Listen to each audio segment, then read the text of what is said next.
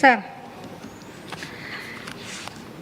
സ്ത്രീകൾക്കും കുട്ടികൾക്കുമെതിരെയുള്ള അതിക്രമങ്ങൾ ക്രമാതീതമായി വർദ്ധിച്ചു വരുന്ന ഒരു സാഹചര്യത്തിൽ ഏറ്റവും അവസാനം അരൂർ പുറ്റക്കാൽ നടുറോഡിൽ ഒരു ദളിത് പെൺകുട്ടിയെ ആക്രമിച്ച ഒരു വിഷയത്തിലുകൂടിയാണ് ഈ സഭ ചർച്ച ചെയ്യുന്നതിന് വേണ്ടി സഭ നിർത്തിവെക്കണമെന്നാവശ്യപ്പെടുന്ന ഒരു ഉപക്ഷേപം അവതരിപ്പിക്കുന്നത്. ഇത് സ്ത്രീകൾക്കും കുട്ടികൾക്കുമെതിരെയുള്ള വളരെ പ്രധാനപ്പെട്ട വിഷയമാണ്. ഒരുപാട് കാലങ്ങളായി ഇത് വർദ്ധിച്ചു വരികയാണ്, നമ്മൾ ചർച്ച ചെയ്തുകൊണ്ടിരിക്കുകയാണ്.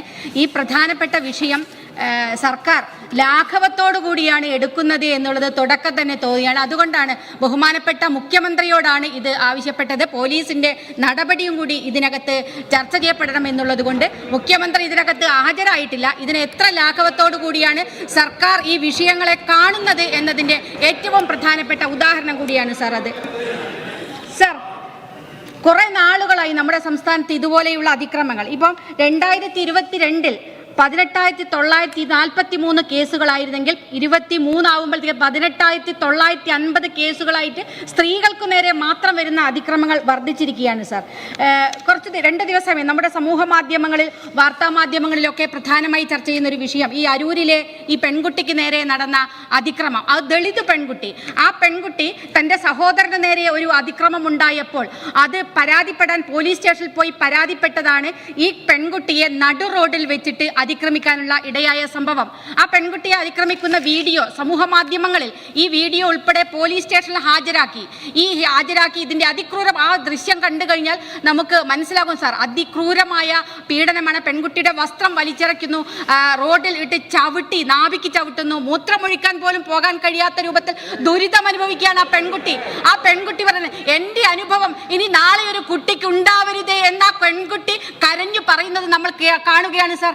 എന്നിട്ട് ബഹുമാനപ്പെട്ട മിനിസ്റ്റർ പറഞ്ഞു അത് കേസ് രജിസ്റ്റർ ചെയ്തു. സർ, ആ പ്രതികൾ എവിടെയാണ്? എന്താണ് ആ പ്രതികളെ അറസ്റ്റ് ചെയ്യാത്തത്?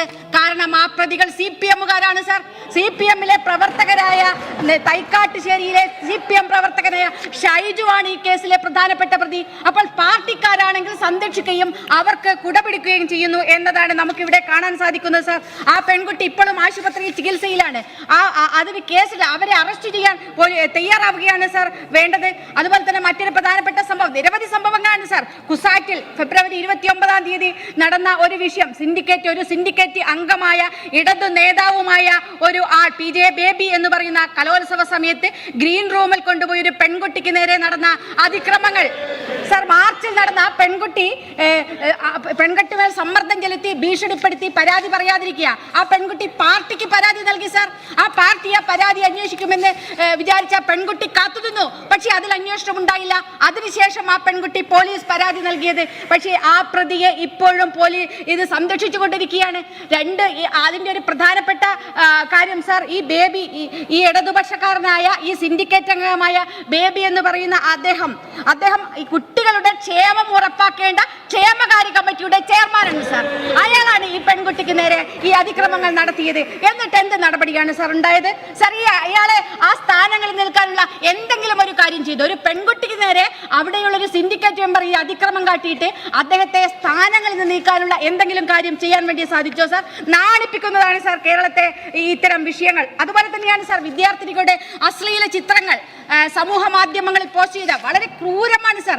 ഈ പെൺകുട്ടിയുടെ ഒരു കോളേജിൽ, അത് കാലടി ശ്രീശങ്കര കോളേജിലെ മുൻ SFI നേതാവ് രോഹിത് എന്ന് പറയുന്ന ഒരു പ്രതിയാണ് ഈ കേസിലുണ്ടായിരുന്നത്.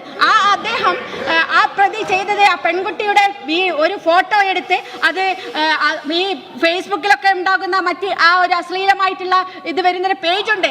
ആ പേജിലേക്ക് അതിൻ്റെ കൂടെ ഇടുകയാണ് ഈ പെൺകുട്ടികളുടെ ചിത്രം. ആ പെൺകുട്ടികളുടെ ചിത്രം എടുത്ത തെളിവ് സഹിതം ആ പെൺകുട്ടി പരാതി നൽകി സാർ. പക്ഷേ ആ പ്രതിയെ സ്റ്റേഷൻ ജാമ്യത്തിൽ വിടുകയാണ് ചെയ്തത്. ഈ മുൻ SFI നേതാവ് ഇയാൾ സ്ഥിരമായിട്ട് അവിടെ വരികയാണ് എന്ന് ആ കോളേജിലെ കുട്ടികൾ കംപ്ലൈന്റ് ചെയ്യാണ്. കോളേജിൽ നിന്ന് പാസ് ഔട്ടായി പോയ ആളാണ്, പക്ഷെ വീണ്ടും ഇപ്പോഴും വരുന്നു. ഭരണ സ്വാധീനത്തിന്റെ, അവിടുത്തെ SFI സ്വാധീനത്തിന്റെ ഭാഗമായിട്ട് അവിടെ വന്ന് ഈ തരത്തിൽ പെൺകുട്ടികളോട് മോശമായി പെരുമാറുകയും വിദ്യാർത്ഥികളുമായി സൗഹൃദം സ്ഥാപിച്ചുകൊണ്ട് ഈ സമൂഹ മാധ്യമ അക്കൗണ്ടുകളിൽ ഇത്തരത്തിലുള്ള ഫോട്ടോകൾ മോശം അടിക്കുറിപ്പോട് കൂടിയാണ് സാർ പോസ്റ്റ് ചെയ്യുന്നത്. 20ഓ നൂറോളം പെൺകുട്ടികളുടെ ചിത്രങ്ങളാണ് സർ ഇത്തരത്തിൽ വൈകൃതമായ മനസ്സിനുടമയായ ഇയാൾ പോസ്റ്റ് ചെയ്തത് എന്നാണ് സർ മനസ്സിലാക്കാവുന്നത്. എത്ര ക്രൂരമാണ് സർ ഈ നാട്ടിലെ സംഭവങ്ങൾ, ഈ കോളേജുകളിലൊക്കെ നടക്കുന്ന, ഈ പെൺകുട്ടികൾക്ക് നേരെ നടക്കുന്ന ഇത്തരത്തിലുള്ള പ്രശ്നങ്ങൾ. സർ മറ്റൊരു കേസാണ് സർ, കേരളത്തിനാകെ അപമാനമായ മറ്റൊരു കേസ് ഉണ്ടായിരിക്കുന്നു. ക്രിക്കറ്റ് അസോസിയേഷൻ നേതാവ് ഈ നമ്മുടെ ക്രിക്കറ്റ് പഠിക്കാൻ വേണ്ടി പോകുന്ന കൊച്ചു മക്കളെ, പെൺകുട്ടികളെ അതിന്റെ ഭാഗമായി ലൈംഗികമായി പീഡിപ്പിക്കുകയും ആ കുട്ടികളുടെ അശ്ലീല വീഡിയോ ഫോട്ടോ ആവശ്യപ്പെട്ടുകൊണ്ട് ഈ കുട്ടികൾക്ക് നേരെ നടത്തുന്ന പ്രവർത്തനങ്ങൾ. ആരാണ്? ക്രിക്കറ്റ് അസോസിയേഷന്റെ അംഗമായിട്ടുള്ള നമ്മുടെ ഡൽഹിയിൽ BJPയുടെ MP ബ്രിജിത് ഭൂഷണെ നമ്മൾ കേട്ടിട്ടുണ്ട്. ആ ബ്രിജിത് ഭൂഷൺ ഗുസ്തി താരങ്ങൾക്ക് നേരെ നടത്തിയ അതിക്രമങ്ങളെ അതിനേക്കാളും വെല്ലുന്ന രൂപത്തിൽ ഈ കേരളത്തിൽ നടക്കുകയാണ് സർ ക്രിക്കറ്റ്. ഇവിടെ എങ്ങനെയാണ് തങ്ങളുടെ രക്ഷിതാക്കൾ തങ്ങളുടെ മക്കളെ ഇതുപോലെയുള്ള പരിശീലനത്തിന് അയക്കുക സർ? എങ്ങനെ വിശ്വസിച്ച് അയക്കാൻ കഴിയും സർ ഈ സാഹചര്യത്തിൽ? എത്ര രക്ഷിതാക്കളാണ് തങ്ങൾക്ക് ഉള്ളത് മുഴുവൻ വിറ്റുപെറുക്കി തങ്ങളുടെ മക്കൾക്ക് താല്പര്യമുള്ള ഇതുപോലെയുള്ള മേഖലകളിലേക്ക് എത്താൻ വേണ്ടിയിട്ടുള്ള അവരെ കൊണ്ടയക്കുന്ന കേന്ദ്രങ്ങളാണ് സർ ഇത്.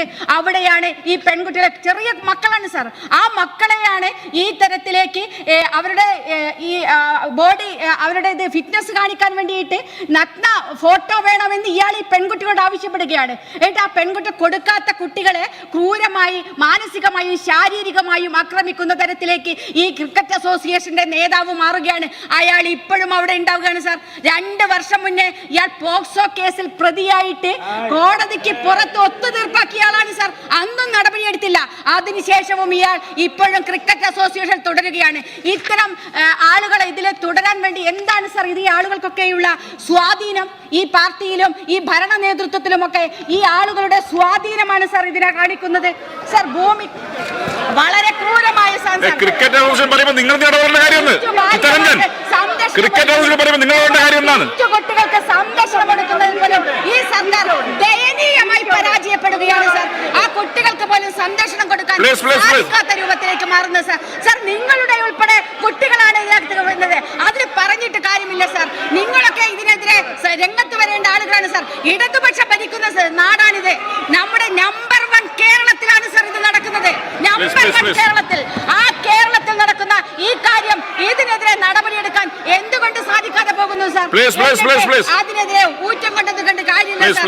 SFIക്കാർ കോളേജുകളിലൊക്കെ കാട്ടിക്കൂട്ടുന്ന അതിക്രമങ്ങൾ നിങ്ങൾ SFIക്കാരെയൊക്കെ ന്യായീകരിക്കുന്നുണ്ടല്ലോ സർ. ഒരു കാലത്ത് SFI ആയ ആളാണ് ഞാൻ. SFI എന്ന നിലയ്ക്ക് അഭിമാനം കൊണ്ട ആളാണെന്ന് ഇന്നും അത് പറയുന്നുണ്ട്. പക്ഷേ ഇന്ന് SFIയിൽ പ്രവർത്തിക്കുന്ന ഏതെങ്കിലും കുട്ടികൾക്ക് നാളെ ഞാൻ SFIക്കാരാണെന്ന് പറയുന്ന അഭിമാനത്തോടു കൂടി പറയാൻ കഴിയുന്ന സാഹചര്യം ഇന്ന് നമ്മുടെ നാട്ടിലുണ്ടോ സർ? വണ്ടിപ്പെരിയാറിലും വാളയാറിലുമുള്ള കേസിനെ സംബന്ധിച്ച് പറയേണ്ട 6 വർഷമായി വണ്ടിപ്പെരിയാർ വാളയാറിലെ ഒരു അമ്മ തന്റെ 2 പെൺകുട്ടികളെ 9ഉം 13ഉം വയസ്സായ 2 പെൺകുട്ടികളെ കെട്ടിത്തൂങ്ങിയിട്ട് നീതിക്ക് വേണ്ടി നടക്കുകയാണ് സർ. ഈ കേരളത്തിൽ, ഈ ഇടതുപക്ഷം ഭരിക്കുന്ന കേരളത്തിൽ ആ അമ്മയ്ക്ക് നീതി വാങ്ങിക്കൊടുക്കാൻ വേണ്ടി കഴിഞ്ഞോ സർ നിങ്ങൾക്ക്? വണ്ടിപ്പെരിയാറിൽ 6 വയസ്സുള്ള പെൺകുട്ടി, ലയങ്ങളിൽ താമസിക്കുന്ന ഈ കുട്ടികളുടെയൊക്കെ ഒരു അവസ്ഥ വളരെ ദയനീയമാണ് സർ. അവർക്ക് സംരക്ഷണം ഒതുക്കാൻ ആ പ്രതികളെ, അർജുൻ എന്ന് പറയുന്ന പാർട്ടിക്കാരൻ, ആ പാർട്ടിക്കാരനെ രക്ഷപ്പെടുത്താനുള്ള ശ്രമം നടത്തി. ആ ശ്രമം നടത്തി അദ്ദേഹത്തിന് ഒരാളെ പോലും അറസ്റ്റ് ചെയ്യാൻ സാധിച്ചില്ല. എന്തൊരു ഗതികേടാണ് സർ ഈ കേരളത്തിൽ ഉണ്ടാകുന്നത് സർ. കെട്ടിത്തൂങ്ങി 6 വർഷമായി. അതുപോലെ തന്നെ സർ നമ്മുടെ ഒരു പ്രമുഖയായ നടി ആക്രമിക്കപ്പെട്ട കേസിൽ കോടതിയുടെ സേഫ് കസ്റ്റഡിയിലിരിക്കുന്ന മെമ്മറി കാർഡും അതിന്റെ വിവരങ്ങളും കൂടി പുറത്തു പോകുന്ന ഒരു നാടായി കേരളം മാറുകയാണ് സർ. ആ പെൺകുട്ടിയുടെ ഇച്ഛാശക്തി കൊണ്ടാണ് ഈ കേസ് ഇപ്പോഴും മുന്നോട്ട് പോകുന്നത്. ആ സമയത്ത് ആ പെൺകുട്ടി വിമൻ ഇൻ ജസ്റ്റിസ് കളക്റ്റീവ് എന്ന പേരിൽ ഒരു നടിമാരുടെ ഒരു സംഘടന ഉണ്ടാക്കി. ആ സംഘടനയും ആ പെൺകുട്ടിക്ക് നൽകുന്ന പിന്തുണയും അവരുടെ പ്രവർത്തനങ്ങളും കൊണ്ടാണ് സർ. സർ അതിന്റെ ഭാഗമായിട്ട് ഈ ഒരു ഹേമ കമ്മീഷനെ ഈ സർക്കാർ നിയമിച്ചിട്ടുണ്ട്. ജസ്റ്റിസ് ഹേമ കമ്മീഷൻ ഈ സിനിമാ മേഖലയിലുള്ള പ്രശ്നങ്ങൾ പഠിക്കാൻ വേണ്ടിയിട്ടുള്ള ഒരു കമ്മീഷനായിരുന്നു. 1,06,55,000 രൂപ ചെലവഴിച്ചുകൊണ്ട് ജസ്റ്റിസ് ഹേമ കമ്മീഷൻ 1 വർഷം അന്വേഷണം നടത്തി. 2019 ഡിസംബർ 31 ആ റിപ്പോർട്ട് സമർപ്പിച്ചു. 4 വർഷം കഴിഞ്ഞിട്ട് ആ റിപ്പോർട്ടിന്റെ കാര്യങ്ങൾ എന്താണെന്ന് പരസ്യപ്പെടുത്താൻ വേണ്ടി ഇതുവരെ കഴിഞ്ഞിട്ടില്ല. ആ ആളുകളെ രക്ഷിക്കുന്നതിന് വേണ്ടിയുള്ള ശ്രമം ഇപ്പോൾ വിവരാവകാശ കമ്മീഷൻ ഇടപെട്ട് പരസ്യപ്പെടുത്തണം എന്ന് പറഞ്ഞിരിക്കുന്ന ഒരു സാഹചര്യമാണ് സർ നിലവിലുള്ളത്. വളരെ ഗുരുതരമാണ് സർ ഈ കേരളത്തിൽ സ്ത്രീകൾക്ക് നേരെ നടക്കുന്ന അതിക്രമങ്ങൾ. ഐസിയുവിൽ പെൺകുട്ടിക്കുന്ന ഒരു നാട്. എന്നിട്ട് ഇരയുടെ കൂടെ ഉദ്യോഗസ്ഥയെ സ്ഥലം മാറ്റുകയാണ് സർ. ഇരയ്ക്ക് കൂടെ നിന്നു എന്ന കുറ്റം പറഞ്ഞു ജോലി ചെയ്യുന്ന നഴ്സിനെ വരട്ടെ, ഞാൻ ഇപ്പം നിർത്താം സാർ. സാർ, ആ ഇരയുടെ കൂടെ നിന്നു എന്നൊരൊറ്റ കാരണത്താൽ ആ ആശുപത്രിയിൽ ജോലി ചെയ്യുന്ന ഒരു നഴ്സിനെ ഇടുക്കിയിലേക്ക് സ്ഥലം മാറ്റുകയാണ്. നിങ്ങൾ നോക്കൂ, ഇരയ്ക്കൊപ്പം നിൽക്കുകയും എന്ന് പറയുകയും വേട്ടക്കാരനൊപ്പം കിതക്കുകയും ചെയ്യാണ് സാർ ഈ സർക്കാർ. അതാണ് ഈ സർക്കാർ പെൺകുട്ടികൾക്ക് നേരെ നടക്കുന്നത്. സാർ, അതിക്രൂരമായ വിഷയങ്ങൾ നമ്മുടെ നാട്ടിൽ ഉണ്ടാവുകയാണ്. പെൺകുട്ടികൾക്ക് ഇപ്പൊ പോക്സോ കോടതി പറഞ്ഞു, പോക്സോ കോടതിയിൽ പെൺകുട്ടികൾ കയറി ഇറങ്ങുകയാണ് സാർ. ആ പോക്സോ കോടതിയിലുള്ള കേസുകളെ സംബന്ധിച്ച് അന്വേഷിക്കണം. പോക്സോ കോടതിയിൽ ഈ പെൺകുട്ടികൾക്ക് ഇരയാക്കി സാർ. അതുപോലെ സ്ത്രീകൾക്കും കുട്ടികൾക്കുമെതിരെയുള്ള അതിക്രമങ്ങൾ നടക്കാൻ അതിവേഗ സ്പെഷ്യൽ കോടതി സ്ഥാപിക്കാൻ സർക്കാർ തയ്യാറാകണം സാർ. നീതി നിയമപരമായി ശിക്ഷിക്കപ്പെടാത്തത് കൊണ്ടാണ് സാർ കേസുകൾ കൂടുന്നത്. ഈ പ്രതികൾക്ക് സംരക്ഷണം ഒരുക്കുന്നത് കൊണ്ടാണ് സാർ ഈ നാട്ടിൽ ഇത്തരത്തിലുള്ള കേസുകൾ വർദ്ധിച്ചു വരുന്നത്. അതുകൊണ്ട് അതിവേഗ സ്പെഷ്യൽ കോടതി സ്ഥാപിക്കാൻ വേണ്ടിയുള്ള നിർദ്ദേശം സർക്കാരിന്റെ ഭാഗത്തുനിന്നുണ്ടാകണം സാർ. വളരെയധികം വിവാദമായി ഇത്തരം വിഷയങ്ങൾ ചർച്ച ചെയ്യാൻ വേണ്ടി സഭ നടപടികൾ നിർത്തിവെക്കണമെന്ന് ആവശ്യപ്പെട്ടുകൊണ്ട് ഞാൻ അവസാനിപ്പിക്കുകയാണ്. ഇതില് ശ്രീമതി ദലീമയുടെ ഒരു നോട്ട് വന്നിട്ടുണ്ട്, അദ്ദേഹത്തിന്റെ കോൺസ്റ്റിറ്റ്യുവൻസിയുമായി ബന്ധപ്പെട്ടാണ്. ശ്രീമതി ദലീമ, പെട്ടെന്ന്. സർ, എൻ്റെ മണ്ഡലത്തെ തൈക്കാട്ടുശ്ശേരിയിലാണ് ഈ പ്രശ്നം നടന്നത്. അവിടെ ഈ പ്രശ്നം നടന്ന ഉടനെ തന്നെ പോലീസ് കേസെടുത്തു.